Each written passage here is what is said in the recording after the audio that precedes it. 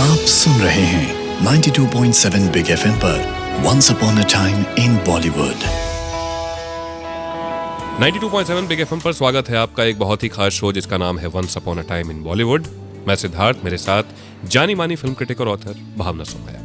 और आज बात हो रही है जिन्हें हम शोमैन के नाम से जानते हैं। जी हाँ, सुभाष घई साहब खास तौर पर आज 92.7 बिग एफएम पर हैं, हमारे साथ हैं। और कल यानी कि 24 जनवरी को उनका बर्थडे था, तो आज हम खास तौर पर सुभाष घई साहब की बात कर रहे हैं, उनके जिंदगी की बात कर रहे हैं, उनके सफर की बात कर रहे हैं।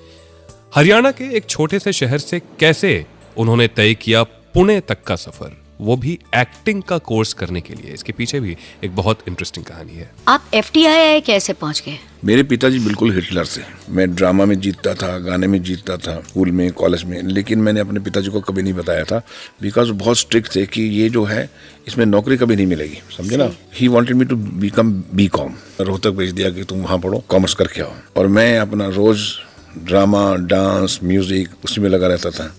सिर्फ माँ को मैं बताता। मेरे पिताजी और माताजी अलग हो गए थे, तो माँ अलग रहती थी, पिताजी अलग रहते थे। मैं लेकिन माँ को हमेशा चिट्ठियाँ लिख के बताता था कि मैं नहीं जीता, और वो इनकरेज करती थी। एक दिन क्या हुआ, जब BCom पास करने के बाद मैं दिल्ली वापस आया तो इन्होंने मुझे अपने क्लिनिक में बुलाया। डॉक्टर थे वो, डेंटिस्ट थे। तो मुझे कहने लगे कि सुनो, मैंने तुम्हारा बंदोबस्त कर दिया है। खन्ना एंड खन्ना एक चार्टर्ड अकाउंटेंट कंपनी है कनॉट प्लेस में, वहाँ जाओ, इंटर्न करना पड़ेगा तुमको। My God. और नौकरी तुम्हारी लग जाएगी। मैं कुछ नहीं बोला बिकॉज मैं डरता बहुत था। तो उन्होंने क्या किया कि जब मेरा चेहरा देखा तो उन्होंने अपने ड्रॉर में से एक टाइम्स ऑफ इंडिया का पेपर निकाला और उसमें एक ऐड दिखाई मुझे कि ये देखो। उसमें ऐड थी, उसमें लिखा था कि applications are invited at Poona film institute, all the aspirants in acting and direction. तो मैंने देखा, तो मैंने अपने पिताजी की तरफ देखा, ये क्या। कहने लगे कि तुम मूवीज में जाना चाहते हो। तो मैंने इमीडिएटली कहा हाँ। कहने लगे देखो, अगर तुम्हें जाना है तो एक ट्रेनिंग लेके जाओ, इंस्टीट्यूट में जाओ, 2 साल पढ़ो और 2 साल स्ट्रगल करो। 4 साल की परमिशन मैं तुम्हें देता हूँ। जब किसी प्रोड्यूसर से मिलोगे तो कम से कम तुम्हें इज्जत से तो मिलेगा कि तुमने कुछ ट्रेनिंग ली है। ये नहीं कि दिल्ली से भाग के आ गया और एक कॉलेज में ड्रामा कर रहा था और ये। लेकिन मेरी खुशी की इंतहा नहीं रही। मतलब मुझे उस वक्त फादर एकदम वो हिटलर से भगवान नजर आने लगे। सही बात है। और वो मेरा एक बहुत ही बड़ा एक जीवन में एक टर्न था।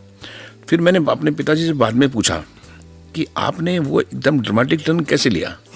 तब उन्होंने बताया कि मेरे कॉलेज के प्रिंसिपल उनको एक हफ्ता पहले मिले थे किसी पार्टी में। तो कॉलेज के प्रिंसिपल ने मेरे पिताजी को कहा कि सुभाष जो है बहुत टैलेंटेड लड़का है, इसको आप बॉम्बे जरूर भेजिएगा ऐसी मूवीज में जी। तो मेरे पिताजी हैरान हो गए कि प्रिंसिपल ऐसा क्यों कह रहा है। फिर एक और दूसरा टीचर था, उसने भी ऐसा कहा। तब उन्होंने मेरे को पता करवाया कि मैं कर क्या रहा था 3 साल तक। तो इसे कहते हैं कि एक कलाकार बेटा जो घर में था, वो पिता को पता चल गया और उन्होंने उनको सही डेस्टिनेशन पर पहुंचा दिया। आपको 2 साल वहाँ बहुत खूबसूरत आपके निकले। जब मैं इंस्टीट्यूट आया तो उन्होंने मुझे कहा कि मैंने 2 जगह अप्लाई किया था, एक एक्टिंग के लिए, एक डायरेक्शन के लिए। अच्छा। दोनों के लिए, क्योंकि मुझे एंटर करना था, वापस दिल्ली नहीं आना था। तो इसमें न तक तुक्का लगे तो उसमें लग जाए, कुछ न कुछ हो जाए मेरा। तो उस टाइम उन्होंने मेरे को एक्टर सिलेक्ट कर लिया कि नहीं एक्टिंग कोर्स करेंगे आप। तो मैंने बोला हाँ यही ठीक है। लेकिन मेरा ध्यान जो था इंस्टीट्यूट में 2 साल रहने के बाद भी पूरा साउंड में, एडिटिंग में, फिल्म कैसे बनती है, और फिल्मों से मैं बहुत प्रभावित था। और जितनी भी एक्सीलेंट फिल्में थी वो मैंने देखी हुई थी और मैंने बहुत कुछ सीखा। मैं ये कह सकता हूँ कि भले मैंने एज एन एक्टर कोर्स किया हो, लेकिन असली फिल्म मेकिंग जो है मैंने इंस्टीट्यूट में सीखी। फिर कैसे बनी सुभाष घई साहब की पहली फिल्म, कैसे आए वो डायरेक्शन, कैसे बनी कालीचरण, जानेंगे अब से थोड़ी देर में खुद सुभाष घई साहब से। सुनते रहिए once upon a time in Bollywood, only on 92.7 big FM.